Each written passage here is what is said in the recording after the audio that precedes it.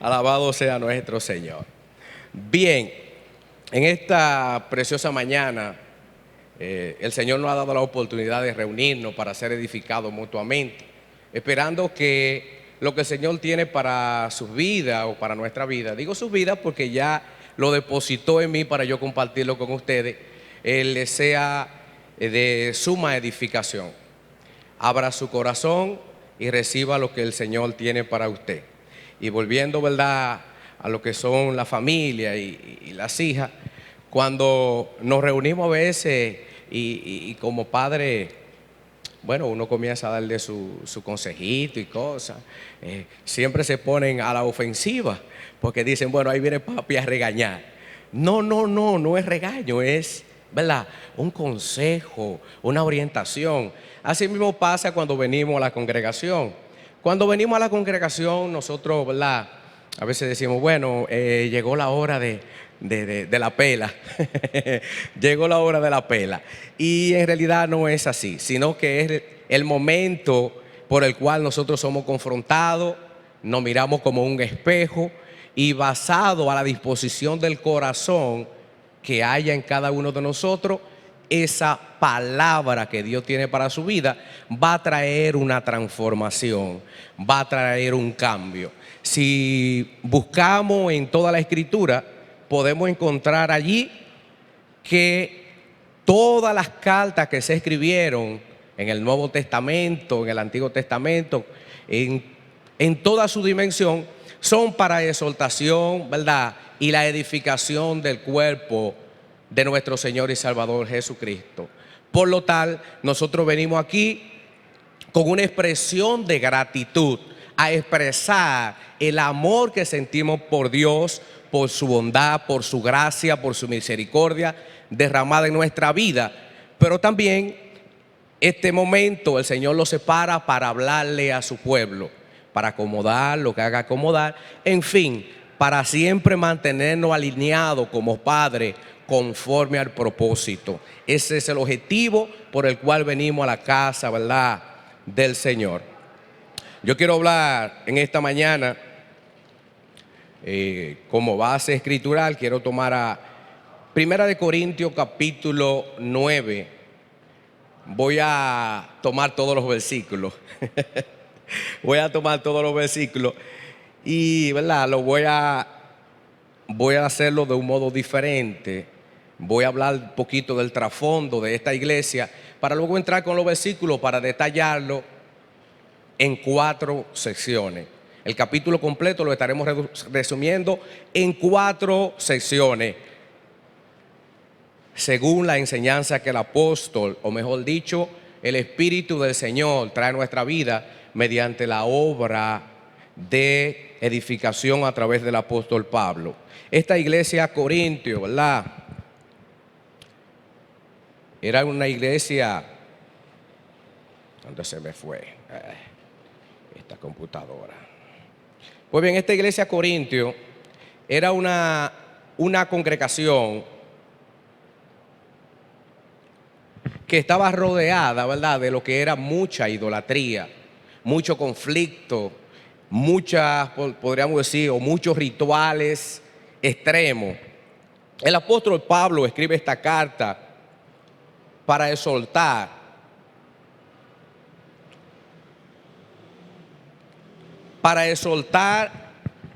contra, dice aquí, el apóstol Pablo responde a 10 problemas separados. El espíritu sectario es el primero de los problemas que enfrentaba o que rodeaban a esta iglesia de Corintio. Los aspectos legales, la fornicación, el matrimonio y el divorcio, el comer alimentos ofrecidos a los ídolos, el uso del velo, la cena del Señor, los dones espirituales y la resurrección del cuerpo. Esta carta, ¿verdad?, para solucionar tantos problemas que enfrentaba la congregación allí, así como le dije al principio, para exhortar y edificar el cuerpo. Ese es el propósito central o principal de esta carta. Entonces encontramos que el apóstol Pablo, ¿verdad?, como un padre responsable, toma la iniciativa para corregir a esta iglesia. Esta carta le escribió aproximadamente en el 56 desde Éfeso. Y como ya le dije, el propósito era la edificación. Ahora bien, entrando a lo que es ya Primera de Corintios, capítulo 9, quiero dividirla en 4 sesiones, que fue lo que le expliqué al principio. La primera de las secciones se encuentra del versículo 3, lo vamos a tomar desde ahí, hasta el versículo 14. Y el primer punto que vamos a compartir allí es: soportando todo por tener o por no tener ningún obstáculo al evangelio de Jesucristo. Soportándolo todo para no poner o tener ningún obstáculo de predicar el evangelio de Jesucristo. Ese es el primer punto. El segundo punto, el gozo de predicar el evangelio, del versículo 15 al versículo 18. El tercero, métodos para anunciar el evangelio, del versículo 19 al versículo 23. El cuarto y último punto, el anunciar el evangelio, o el que anuncia el evangelio, debe reflejar la imagen de Cristo en toda dimensión, en toda plenitud. Alabado sea nuestro Señor. Iniciamos con la primera parte de los versículos, ¿verdad?, para ya entrar. Dice del versículo 3 en adelante: esta es mi respuesta a los que cuestionan mi autoridad, dice el apóstol Pablo. ¿Acaso no tenemos derecho de hospedarnos con ustedes y compartir sus cariños o sus comidas, ¿No tenemos derecho de llevar con nosotros a una esposa cristiana como lo hacen los demás apóstoles y los hermanos del Señor, y como lo hace Pedro? Dice el apóstol Pablo. O Bernabé y yo somos los únicos que tenemos que trabajar para sostenernos. Le pregunta el apóstol Pablo. ¿Qué soldado tiene que pagar su propio gasto? Sigue preguntando. ¿Qué agricultor planta un viñedo y no tiene derecho de comer su fruto? ¿A qué pastor que cuida su rebaño de oveja no se le permite beber un poco de leche? ¿Expreso meramente una opinión humana o dice la ley lo mismo? Porque la ley de Moisés dice: no le pongas bozal al buey para impedirle que coma mientras trilla el grano. ¿Acaso pensaba Dios únicamente en bueyes cuando dijo esto? No, nos hablaba a nosotros en realidad.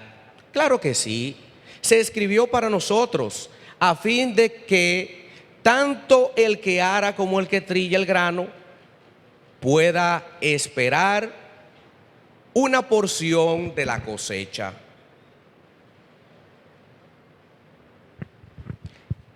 Ya que hemos plantado la semilla espiritual en ustedes, pregunta el apóstol, ¿no tenemos derecho a cosechar el alimento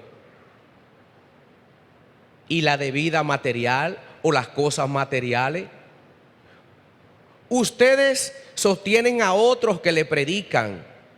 ¿No deberíamos tener nosotros aún mayor derecho a que nos sostengan? Pregunta el apóstol Pablo. Pero nunca nos hemos valido de este derecho. Preferiremos soportar cualquier cosa antes que ser un obstáculo a la buena noticia acerca de Cristo, dice él. No se dan cuenta que los que trabajan en el templo obtienen sus alimentos de la ofrenda que llevan al templo? Pregunta Pablo. Y los que sirven en el altar reciben una porción de lo que se ofrece en sacrificio. Del mismo modo, el Señor ordenó que los que predican la buena noticia, el evangelio, sean sostenidos por lo que reciben el beneficio del mensaje. Vamos a hacer un paréntesis aquí. El apóstol Pablo expresa estas palabras porque se encuentra cuestionado por algunos que negaban su autoría como apóstol, su derecho. Decían que el apóstol Pablo tenía razones materiales para predicar el evangelio. Y Pablo aquí expresa, ¿verdad? Expone su derecho legal como apóstol, lo que le corresponde así como le correspondían a los demás. Ser sustentado, ser cuidado, ¿verdad? Darle alojamiento, darle todo lo que necesitaba. Dice el Señor, le voy a repetir el versículo 14. Del mismo modo el Señor ordenó que los que predican las buenas noticias o el evangelio, estoy leyendo la traducción lenguaje en la Nueva Traducción Viviente, por eso quizá, ¿verdad?, no coincidimos. Dice, sean sostenidos por lo que reciben el beneficio. En pocas palabras, lo mismo que el hermano Danilo estaba explicando y lo que explicamos cuando exaltamos las ofrendas. Dice el Señor que los que predican el evangelio deben de ser sustentados por lo que escuchan el mensaje. Es un deber nuestro, como decía el hermano Danilo, sustentar nuestros pastores, nuestros líderes, las casas de fe en las que habitamos. Es un deber. Nosotros simple y llanamente, para exaltar las ofrendas, tomamos una base bíblica para mostrar que lo que hacemos, lo hacemos por la Escritura. Pero es un deber nuestro. Y es muy importante esta parte, que cada uno de nosotros en su espíritu comience a hacer digestión de esto. No es, ¿verdad?, una que estamos rogando, no es que es un deber. ¿Y quién lo dice? Dice el apóstol Pablo, el Señor. Y pone unos cuantos ejemplos para ilustrar esta gran verdad. Ahora bien, el apóstol Pablo aquí está haciendo unas cuantas cosas. Y dice en el versículo 16, sin embargo, predicar la buena noticia no es algo de lo que pueda jactarme. Estoy obligado por Dios a hacerlo. Algo muy importante aquí. El apóstol Pablo, basado a que esos hermanos cuestionaban su llamado y la autoría de su apostolado, decían que él estaba buscando beneficios propios. Tanto Pablo como Bernabé, según lo que estamos leyendo y lo que vamos a seguir compartiendo, lo que hacen es que renuncian a su derecho. Por eso encontramos que el apóstol Pablo trabajaba, ¿verdad?, haciendo carpa y todo ese tipo de cosas para sustentar su ministerio. Encontramos que algunas congregaciones, entendiendo este principio por amor y sin importarle, ¿verdad?, lo que pensaran, ofrendaban, ¿verdad?, para ayudar al apóstol Pablo y para los hermanos de la iglesia en Jerusalén. Encontramos, ¿verdad?, en toda dimensión lo que es el sustento pastoral. Lo encontramos allí. Pero el apóstol Pablo prefiere renunciar a todo este derecho, no porque no sea legal, porque él dice que el Señor mismo, ¿verdad?, manda a que sustentemos a quienes nos enseñan, a quienes nos guían, a quienes nos dirigen, a quienes traen el alimento espiritual a nuestra vida. Pero basado a esta situación, que es lo que debemos entender aquí según el contexto, en la cual se manifestaba que estaba causando problemas para Pablo predicar el evangelio de Jesucristo, que es el punto central de lo que vamos a compartir esta mañana, o de lo que estamos compartiendo.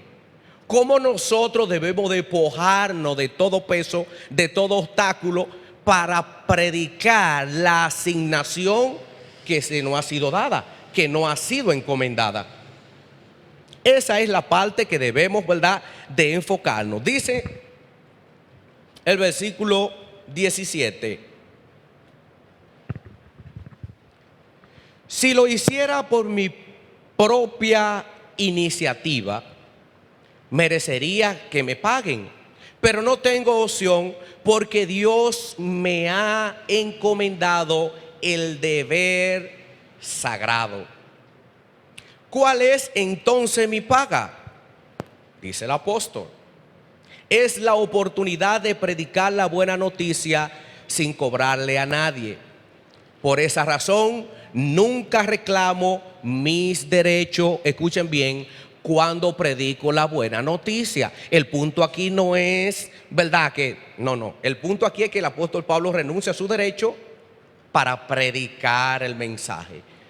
Ahora bien, para nosotros poder entender este asunto y poder llegar a tener un amor como el que el apóstol Pablo sentía por el mensaje y una conciencia clara de su asignación,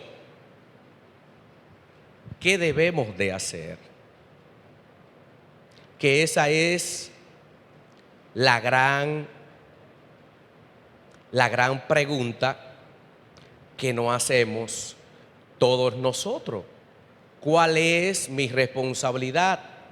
¿Cuál es mi deber? Esta palabra gozo, gloria, que el apóstol Pablo expresaba, manifestaba allí por predicar el evangelio, aún a costa de un sacrificio extremo. Esta palabra gozo, ¿verdad?, tiene un significado. Dice: emoción intensa y placentera causada por algo que me gusta. Alegría intensa significa esta palabra. Pablo hablaba por compulsión divina y afirmaba en recibir una recompensa. Aunque si no hubiese querido predicar, sentía la obligación moral de hacerlo, debido a que se dispuso a depender completamente de Cristo por amor, y voluntariamente Pablo predicaba el evangelio, no porque se lo imponían, no porque pertenecía al grupo de los apóstoles, no porque él quería demostrar que él era mejor, que era más grande, que era aquello, sino porque tenía algo que le impulsaba dentro de él. Esta ley moral, este evangelio moraba en Pablo. Este evangelio era la identidad, era el motor que le impulsaba, porque Pablo amaba a Cristo. Pablo, cuando lo conocemos como Saulo, era una persona que perseguía a los cristianos y participó o dio la autorización en la muerte del primer mártir, Esteban. Pero encontramos que Saulo era un celoso, como lo dice él en Filipenses capítulo 3, extremo de lo que era todo en cuanto a la ley, en cuanto a lo que era ser fariseo. En fin, Pablo era un extremista religioso.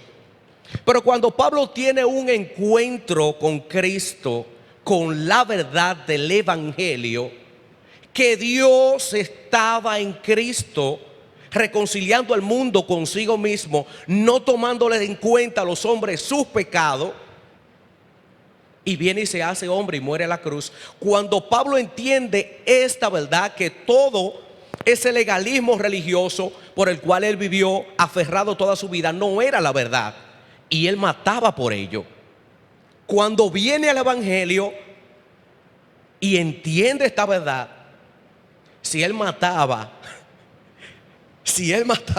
y perseguía y hacía todos esos rebuses y se iba de un sitio para otro y pedía la autorización para recoger a todo el que encontraba por el camino, imagínese usted cómo nosotros ahora, partiendo desde ese punto, podemos entender por qué Pablo escribió 13 cartas del Nuevo Testamento y decimos que el libro de los Hebreos está en que no se sabe. Pero si no fue Pablo, fue inspirado quien lo escribió primero por el Espíritu Santo y luego por las enseñanzas de Pablo, porque tienen un parentesco. O sea que de 27 libros que tiene el Nuevo Testamento, encontramos que el apóstol Pablo, hay uno que no tiene autor definido, ¿verdad? Entendiendo que el autor de toda la escritura es el Espíritu Santo, lo ponemos neutro, entonces quedan 13 más del otro lado. Entonces Pablo escribió la mitad del Nuevo Testamento inspirado por el Espíritu Santo. Y encontramos viaje, encontramos azote, encontramos muchas veces que a Pablo lo estaban persiguiendo para matarlo y hay que bajarlo por detrás de un muro, en una canasta lo bajan. A Pablo lo agarran y le dan una golpeada y lo dejan por muerto. Cuando lo tiran lo dejan por muerto. Pablo se levanta de ahí, llegan los hermanos y se levantan. Ya se fue Pablo, se levanta a predicar. Desde que conoció a Cristo, Pablo predicando, y dice la Escritura, y Pablo se esforzaba día tras día por anunciar el Evangelio, por ser aceptado en la comunidad del hermano en Cristo. ¿Y qué era lo que impulsaba a Pablo? Era el amor de la verdad, el amor que él sentía por esta verdad que había llegado a su vida, por esta verdad que ha llegado a nuestra vida, por esta verdad que nosotros hoy se nos ha encomendado, que no ha sido dada, que no ha sido comisionada, por esa gran responsabilidad que tenemos nosotros como parte del cuerpo de Cristo. Cuando decimos que somos bendecidos con toda bendición en los lugares celestiales en Cristo Jesús, refiriéndose a que en Él estamos completos. Amén, amén, amén, aleluya, gloria al Señor. Pero cuando decimos que tenemos una gran responsabilidad, como que nos ponemos muy serios. Aleluya. Este apóstol, de trabajar campaña a predicar, a caminar a pie, qué sé yo cuántos kilómetros, a hacer un sinnúmero de cosas, y siempre aprovechaba la oportunidad para ir a predicar a Cristo. Mire qué maravilloso es esto. Alabado sea nuestro Señor. Versículo 19 en adelante. A pesar de que soy un hombre libre y sin amo, me he hecho esclavo de todos para llevar a muchos a Cristo. Cuando estaba con los judíos, dice Pablo, vivía como, no que, ¿verdad? Hacía, como. Pero escuchen cuál es el objetivo. Un judío para llevar a los judíos a Cristo. Cuando estaba con los que sin ley judía, o cuando estaba con los que no tenía ley, yo también vivía, leí mal. Cuando estaba con los que siguen la ley, ahora sí, yo también vivía bajo esa ley. A pesar de que no estoy sujeto a la ley, me sujetaba a ella para poder llevar a Cristo a los que estaban bajo la ley. Cuando estoy con los gentiles, quienes no siguen la ley judía, yo también vivo impedidamente de esa ley para poder llevar a la gente a Cristo. Pero no ignoro la ley de Dios, obedezco la ley de Cristo. No vayan a pensar que somos chivos sin ley, no crean eso. Dice el versículo 23, hago lo que sea para difundir la buena noticia y participar de sus bendiciones. Qué privilegio el de Pablo. Pablo dice que tiene la libertad para acomodarse a cualquier situación. Hace énfasis en una vida de disciplina estricta. La vida cristiana incluye libertad como también disciplina. La meta de la vida de Pablo era glorificar al Señor y traer gente a Cristo. Por esta razón, se mantuvo libre de cualquier posición filosófica, cualquier pensamiento humano o atadura material, metas personales, fuera de la voluntad de Dios, que tendiera a apartarlo de su meta. Se impuso una disciplina estricta, para lograr su objetivo. Tremendo el apóstol Pablo.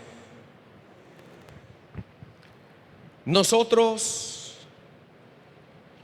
vivimos día a día, ¿verdad?, afectados por el sistema, necesidades y todo ese tipo de situaciones que nos rodean.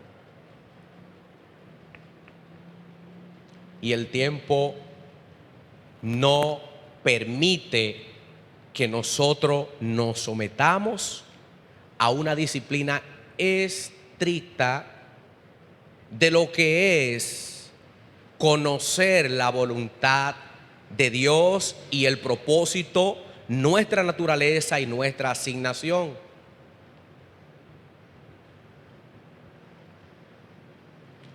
No tenemos tiempo para orar, no tenemos tiempo para estudiar la Escritura, no tenemos fuerza ni ánimo para adorar. Y es increíble cómo nosotros, los hijos de luz, los hijos de Dios, los hijos del reino, los herederos juntamente con Cristo, los que han sido iluminados, no andamos durmiendo donde quiera que estamos del cansancio. No andamos yendo de boca. Andamos turbados, afanados y nos cambian el nombre y nos ponen Malta. Malta, turbada y afanada, está con muchos quehaceres. Nosotros quienes tenemos la verdad, andamos como si no la tuviésemos. Como si usted tuviera un carro y usted anduviera a pie. A usted le regalan un vehículo full de combustible, 2021, dele para donde usted quiera. Si yo ando rápido, a pie para la capital. Aleluya. Le dieron casa, le dieron familia, le han dado todo. Y usted afanado y turbado por las cosas que ya el Señor le dio. Porque el problema de nosotros los seres humanos es que andamos buscando siempre lo que queremos, no lo que necesitamos. Y el Señor ha prometido, escuchen esto, prometió suplir todas nuestras necesidades. De antemano en Cristo estamos completos. Ahora bien, el Señor me dice, hermano Juan Carlos, mira, tú no tienes ni uno en los bolsillos. Vete por ahí. Eso no se le cayó a nadie, eso fui yo que te lo puse porque ya hay un problema. Vete por ahí, que cuando tú te vayas por ahí, cuando tú estés caminando, ahí tú vas a encontrar lo que tú necesitas. Esas son las instrucciones que el Señor ha dejado en las Escrituras. El Señor estableció un orden que cuando nosotros caminamos conforme a Él, nuestras cargas son ligeras. Andamos tranquilos, andamos pacientes, andamos conformes. Estamos siempre, anhelando esa cama, porque desde que nos tiramos no dormimos. Pero a veces nos tiramos la cama y no pegamos un ojo. Nos acostamos y no descansamos, nos despertamos más cansados que cuando nos acostamos. Pues mejor nos habíamos quedado así. Porque andamos cargados, porque andamos afanados, andamos turbados. Pero sin embargo, para el apóstol Pablo nada de esto era obstáculo. Tenía un blanco a seguir, tenía una meta, tenía un propósito. Y trabajaba, y tenía conflicto, lo perseguían, lo azotaban, le hacían de todo, y seguía hacia adelante. Y entre más duro le daban, más fuerte se levantaba. Pero es que este caballero que tiene el espíritu que usted y yo portamos, que tenía en ese tiempo, estaba claro, consciente de cuál era su blanco, cuál era su meta, cuál era su propósito, y se extendía hacia la meta. Estaba claro de eso. Por lo tal, a él no le afectaba nada de eso, ni se aferraba a nada de lo que le rodeaba, porque él tenía una misión y se enfocó en ella y no permitió que hubiera distracción en su vida. Alabado sea nuestro Dios. Seguimos con el versículo 24. Estamos casi concluyendo ya. Me dice un hermano por ahí que cuando el que predica dice que está concluyendo hay que tenerle miedo, porque ahí que va a comenzar. Estamos casi concluyendo. Estamos casi concluyendo. No se dan cuenta, dice el apóstol Pablo, inspirado por el Espíritu, de que en una carrera todos corren. Está todo el mundo fajado ahí. Lo hacen para ganar un premio que se desvanecerá, dice él, ¿verdad? Que se desvanecerá. Entonces me quedé en qué versículo. Déjame ver. El 24. Para ganar un premio, dice, no se dan cuenta, voy a repetir, de que en una carrera todos corren, pero solo una persona se lleva el premio. Así que corran para ganar. Todos los atletas se entrenan con disciplina. Estoy sacando tiempo. Tengo un tiempo. Me voy a detener aquí. Tengo un tiempo para hablar con mi Padre, para escuchar su voluntad, para alinearme al propósito, para que mis cargas y todo ese tipo de cosas desaparezcan cuando entramos en la presencia, para escuchar su voz mediante la palabra. Tengo un tiempo para adorar. Tengo tiempo para eso. Tengo un programa para eso. Tengo un programa en el cual yo puedo estudiar la palabra, compartir con mi Padre, disfrutar de mi familia, trabajar, disfrutar de las bendiciones que Dios le ha dado a mi vida. Porque mire, mi hermano y hermana, yo hago de todo eso, pero yo también, la ropa no me estaba sirviendo y hay un hermano por ahí que se estaba burlando de mí porque se me aflojó un botón y la barriga estaba muy detericada. Y yo, se rió. Y yo tenía un tiempecito que no hacía ejercicio y comencé a hacer mi ejercicio.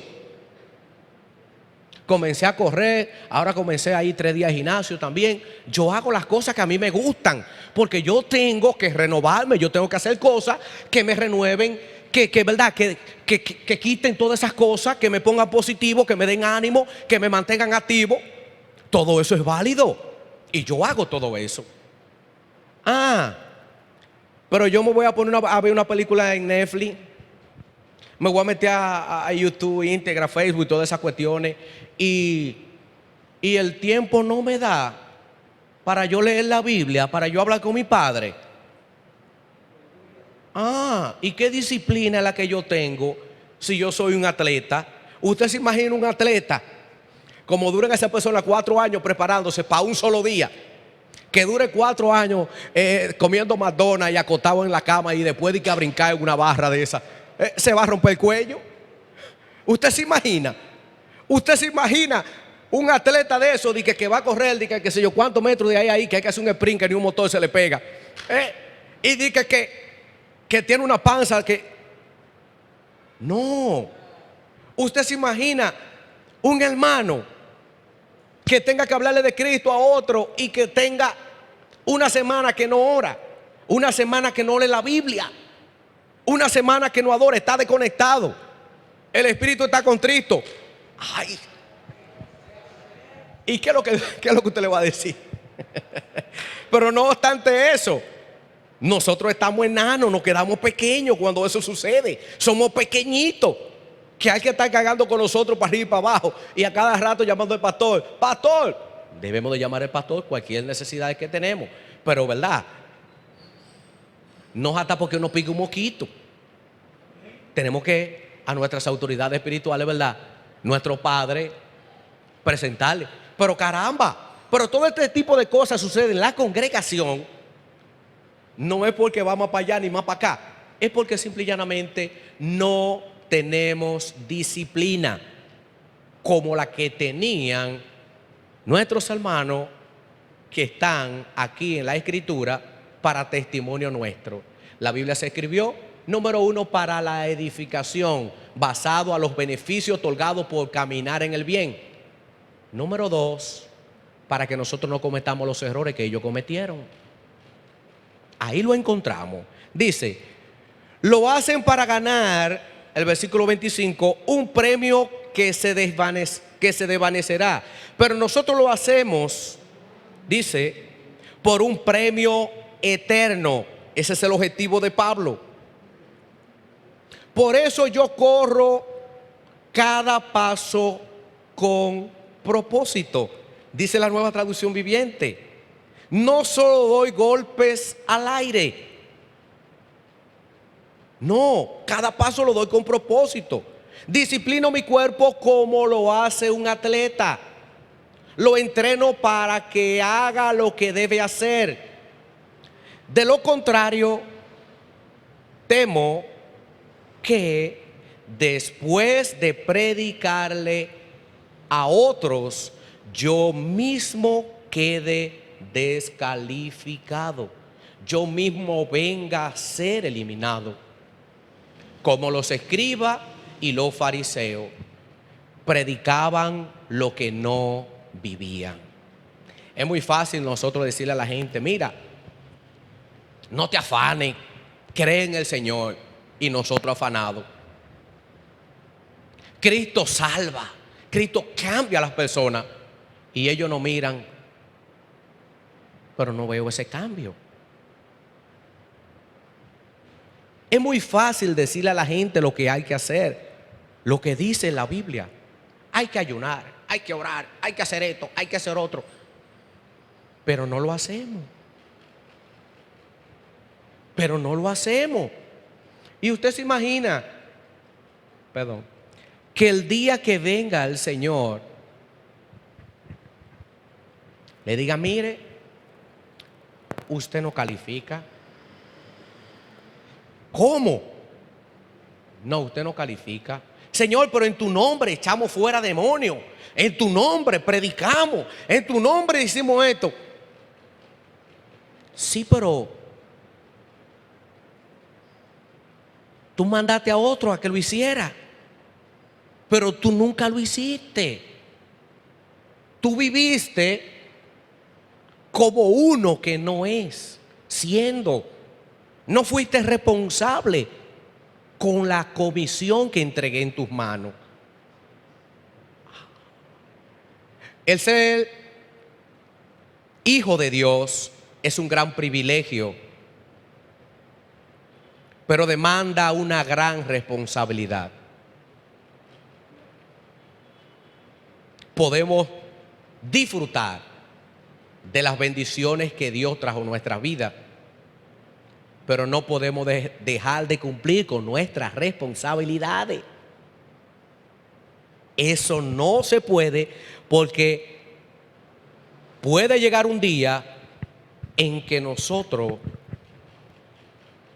nos encontremos con el Señor y seamos eliminados. Como este caballero llamado Lance Armstrong, algo así me parece que es, un corredor de ciclismo, un atleta, Este caballero ganó 7 Tours de Francia consecutivos. Este hombre era imparable. 7 Tours. Le pasaba por el lado a todos los atletas. Y este hombre con qué sé yo cuántos años arriba, y él le ganaba a todo el mundazo, a todo el mundo. Él llegaba a la meta relajando. Bueno, tomaron la decisión un día de hacerle un antidoping y se dieron cuenta que él estaba usando sustancias prohibidas. Le quitaron los premios y los retiraron de por vida. Le quitaron los galardones y los retiraron de por vida. Los hermanos pueden ir subiendo. Usted se imagina que el día que usted se encuentre con el Señor, usted habiendo sido, como dice la Reina Valera 1960, maestro o heraldo para otros, lo voy a traducir, maestro, usted venga a ser eliminado. Porque es muy bueno, ¿verdad? O usted se imagina qué lindo sería que usted concluya la meta y diga como el apóstol Pablo: he peleado la buena batalla, he acabado la carrera que me diste, he guardado la fe. Qué lindo suena eso. Qué lindo suena eso. Y me duele decirlo, pero es la realidad. Estamos viviendo los tiempos de Pablo en Corinto, donde las personas se inclinaban por escuchar algo nuevo. ¿Qué palabra de filosofía, qué sabiduría nueva tú tienes, como llevaron a Pablo?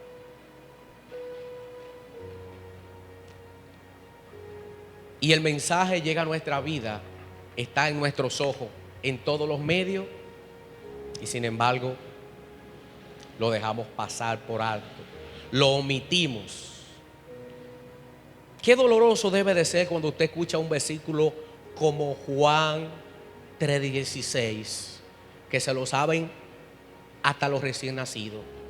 Porque de tal manera amó Dios al mundo que ha dado a su Hijo unigénito, para que todo aquel que en Él cree no se pierda, mas tenga vida eterna. Alabado sea nuestro Dios. Yo me identifico mucho, no tan solo con Pablo, sino con todos los héroes de la fe, porque yo, al igual que Pablo, no predico, no leo, no me disciplino para que me recompensen.